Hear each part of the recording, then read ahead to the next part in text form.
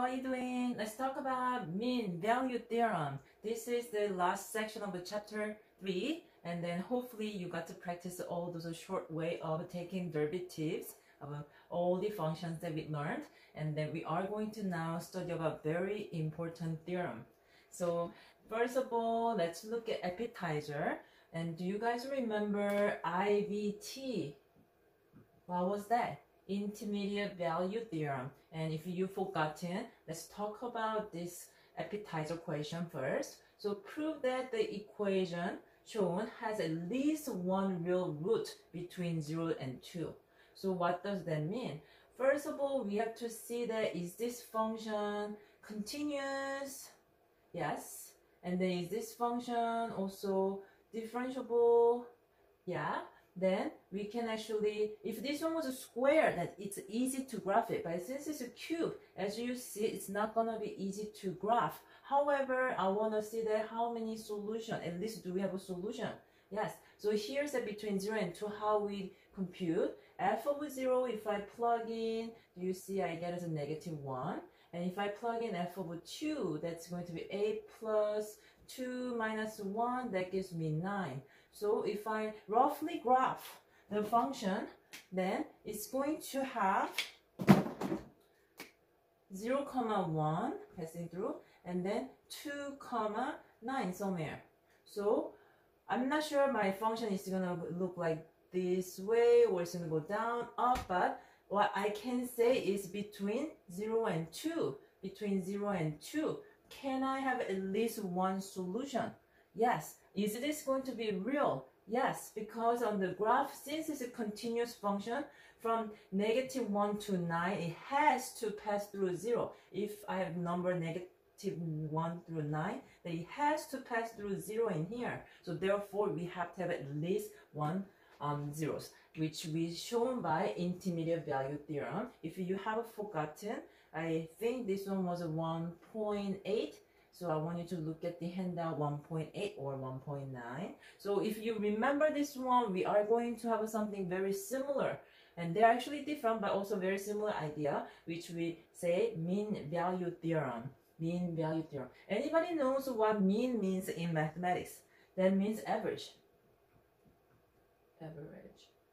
Yeah, that means average. So what does a mean value theorem is? I'm going to show you with the theorem, and then I'm going to show you with graph and example, and then I'm going to show you another main dish part. So what mean value theorem saying is the function has to satisfy following hypothesis.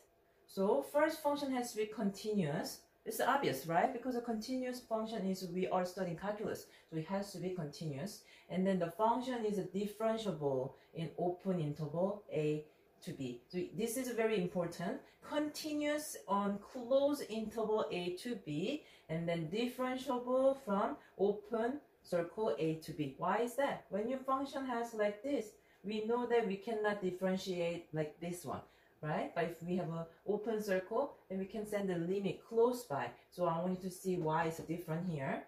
Then if those two conditions satisfied, continuous and then differentiable, then there is going to be a number exist such that it satisfies this formula. So I want you to staring at it. What does this mean? This means derivative, right? That means derivative, tangent line, tangent. And then how about right side? When you look at right side, what do you see? Do you see as a slope formula of algebra 1 or rate of change? Right? All the same thing. And this one is going to be average velocity. This one is instantaneous velocity. What are the differences? This one we use 2 points. And this one we use 1 point. So what they're saying is, I have my graph. And then, I have my graph from A to B. And also it's differentiable.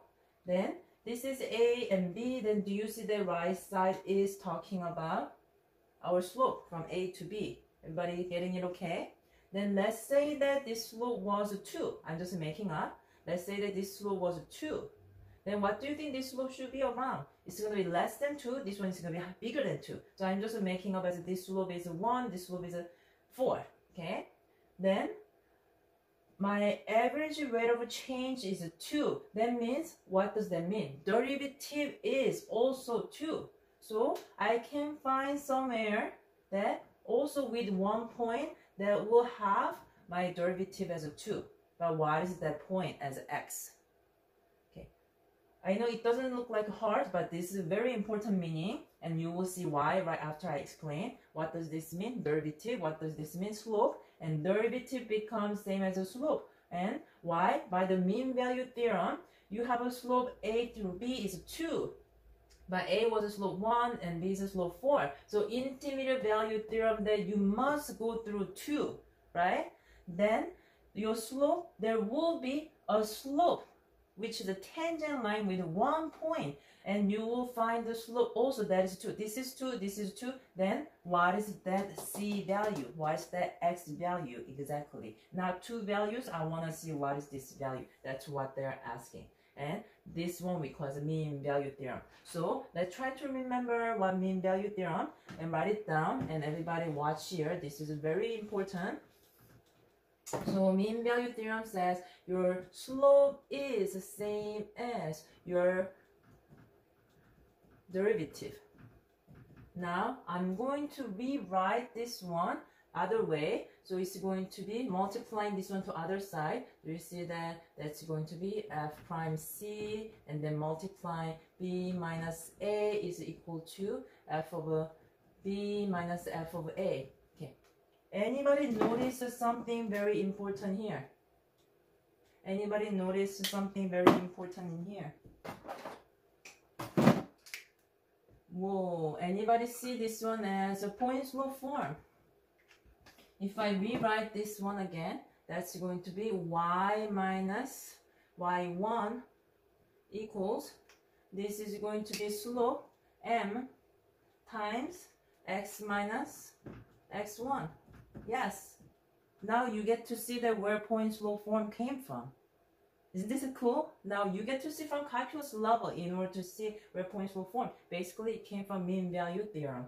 As you see, this is m and this is all the other values. So think about the mean value theorem is very important. The derivative is the same as your slope. So remember this part, and then now that show you that where point slope form came from. And now let me show you with a graph example and analyze a little bit more about mean value theorem. Let's try to see this time with our appetizer 2 graphically what mean value theorem means. So here's a graph and discuss which one satisfies mean value theorem. So I will do first 2. X square graph we've seen. This is my graph. And then absolute value of x.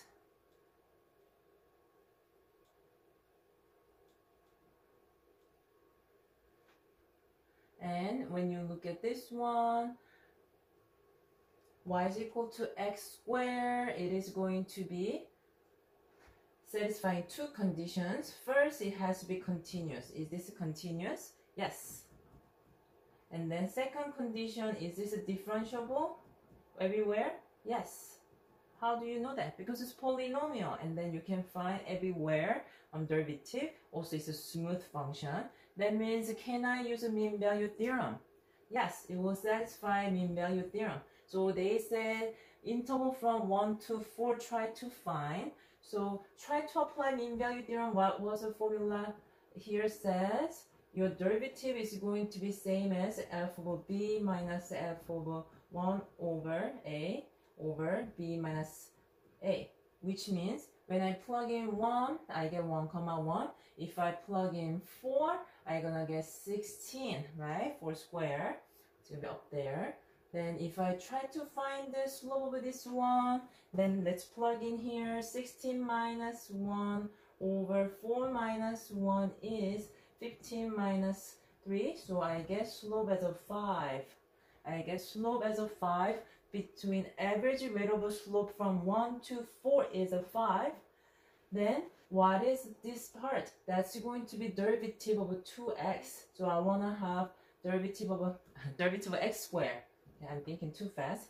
So I wanna find when I took the derivative, that value gives me 5. Then what is the x value? X has to be 5 over 2, which is 2.5. So what does that mean? When x is 2.5, at that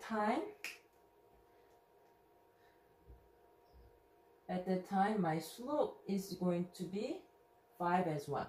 So when I'm using 1 through 4, this gave me as a slope 5 with 2 points. Then between 1 to 4, where is the point that will make my slope 5 again? That's going to be at x is 2.5 as a tangent line. So as a tangent line 2.5, you are going to do it. I don't think my graph was really good, but I want you to see what it means. So if I exaggerate, like my graph is like this, here to here, that slope was a 5. 1 to 4. Then there must be having the slope also 5 here with 1 point. Then what is this point is going to be? And that's what I try to find. The x value when it's a 2.5 gives me my slope also 5, and that is a mean value theorem. And I can use a mean value theorem because it satisfies these two. So now let's look at second one, absolute value. And when you look at this one, can I use a mean value theorem? Number 1, is this continuous? Yes, it is continuous. Number 2, hypothesis, is this differentiable everywhere? No, it is not differentiable everywhere. Where it's not differentiable? On the corner, it's not differentiable. That means, can I use a mean value theorem? No, we cannot use a mean value theorem. It's not gonna exist. So for example, look at here. Here to here, if I found this one, that's my slope. But do you see anywhere I can have that slope in this function? No, I only have a -1, or I have only 1 as my slope. That I cannot have this slope, which is in 1/4. So I cannot use a mean value theorem. In that case, there's no way that we will find slope as 1/4 in this graph. Okay, now your turn. I want you to pause it and then think about it, those two cases, and then compare with. Okay, let's compare our in-class activities. So did you get your answer and graph? And then from 1 to 4, I got these 2 points. So mean value theorem, you have to check those 2 conditions. So is this continuous? Yes. Is this also differentiable everywhere? Yes. That means it will satisfy mean value theorem, which is a derivative is equal to your average rate of change. So I use these 2 points. When I found the slope, I got average rate of change of 14/3. Then I took the derivative of my function 2 to the x, which is a natural log 2 times 2 to the x. So all I need to do is find the x value because it satisfies. That means there will be having somewhere that your slope is going to be 4.2/3. So 4.666, right? So this slope is about 4.666, and I want to see that is here the point actually with 1 point that makes a slope 4.6 as well. So in order to find after solving for x, and I punched into the calculator to find the x value, and that gives me 2.751. So now I want to talk about next one, which is 1/x again. From 1 to 4, I want to see if this satisfies mean value theorem. So is this function continuous from 1 to 4? Yes. Because they say that closed interval, right? When you say, is this function continuous? No. But are they in continuous from 1 to 4? Yes, that's why we can use it. And is this differentiable between 1 to 4? Yes. That means, can I use a mean value theorem? Yes, we can use. So I use 2 points, 1,1 and then 4,1/4. And when I took the rate of change, I got -1/4 as a slope with these 2 points. That means there must be 1 point that existing which is the same as a slope -1/4. So I took the derivative of 1/x, which is -1/x squared. So -1/x squared has to be -1/4. So x has to be 2. That means my average rate of change is -1/4, which is the same as you can have your tangent line at 2, which will give you the exactly same velocity, same tangent amount, same slope. Okay, so let's continue main dish. So let's look at our main dish. And keep considering what was mean value theorem. Mean value theorem means if it's continuous in the interval a to b and it is a differentiable from a to b, then there will be your derivative, which is going to be your average rate of change. Basically, your slope is going to be same as your tangent line value. Okay, so let's look at example x cubed minus x. Anybody can graph this one? That's going to be factored as this. So passing through these 3 points as x cubed. So I graph this one. And from 0 to 2, so a to b is 0 to 2. Find the number c such that satisfies the mean value theorem. So if I show you what they're asking, 0 to 2, if I plug in 2, what do I get? 2a minus 2, 6. So 2 comma 6, I will graph a little bit better. So 2 comma 6.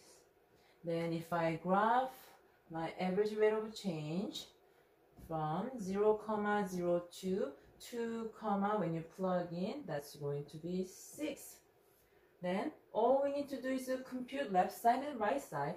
So can we find this slope easily, right? We just plug in 6 minus 0, 2 minus 0. So I get slope as a 3 on average rate of change. Then left side is going to be my derivative function, and what is going to be the x value makes a slope 3. So let's take a derivative that is going to be 3x squared minus 1 has to be 3. Are you following me? Then what is the x value?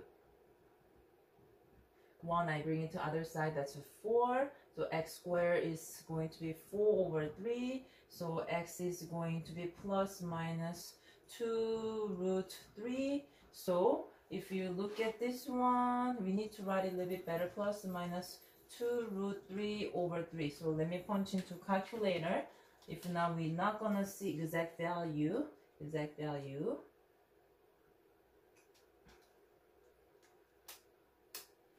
I got 1.1547. So I got that number. So I will put 1.15.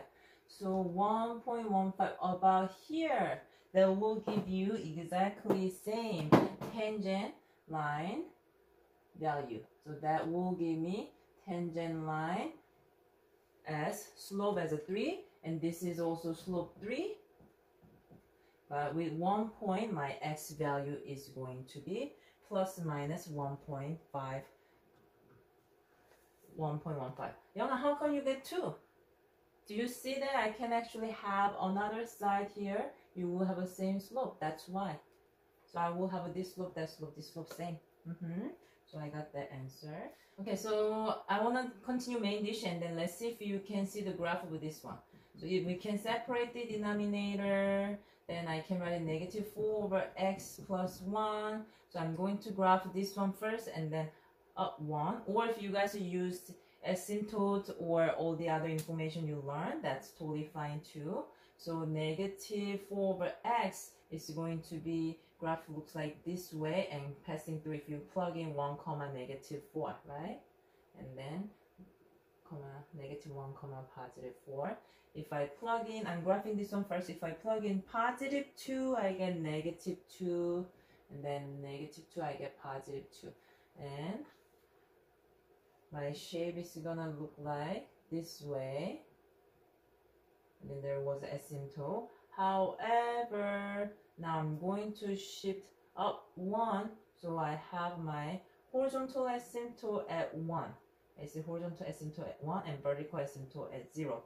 So I'm there. Because everything is the same, I'm just shifting this graph 1 up. So that coordinate here, here, and let me remove so that you won't get confused. And then this one also 1 up, here, here. Okay, so I got my graph. Now I wanna see from the interval negative 1 through 2. So negative 1 through 2 is between here. Find the number c such that satisfies the mean value theorem. So class, let's look at here. -1 to 2. Do you see that? I'm going to just force it. I'm going to just force it here to here. If I want to find my average rate of change, my slope, then this is my function. Okay, now look at when I connect these two, and is this going to satisfy mean value theorem? Yes or no? No, it's not going to satisfy. Why? Because are they satisfying your hypothesis? Number one, is this a continuous between -1 to 2? Is it? No, it's not.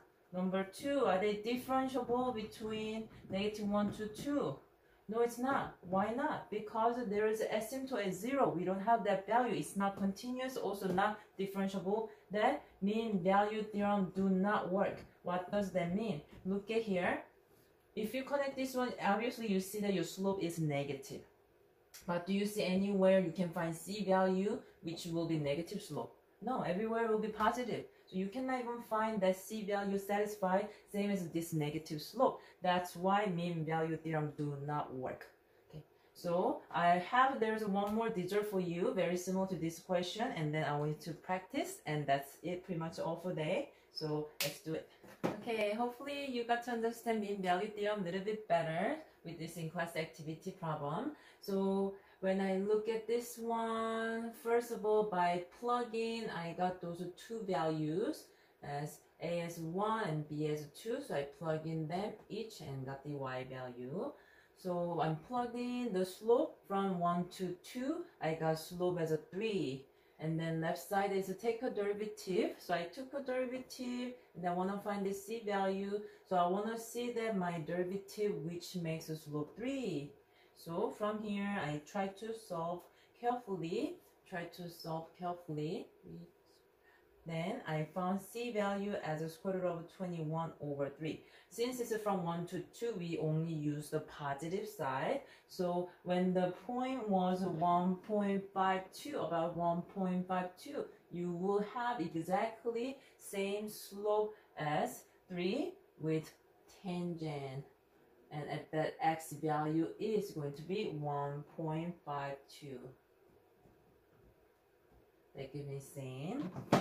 Then also before you do that, make sure you always check if it's continuous in the interval, also differentiable in the interval, to see that it satisfies mean value theorem. Remember, mean value theorem pops up randomly in calculus 2 and 3 as well. So this is it for chapter 3, and good job everybody.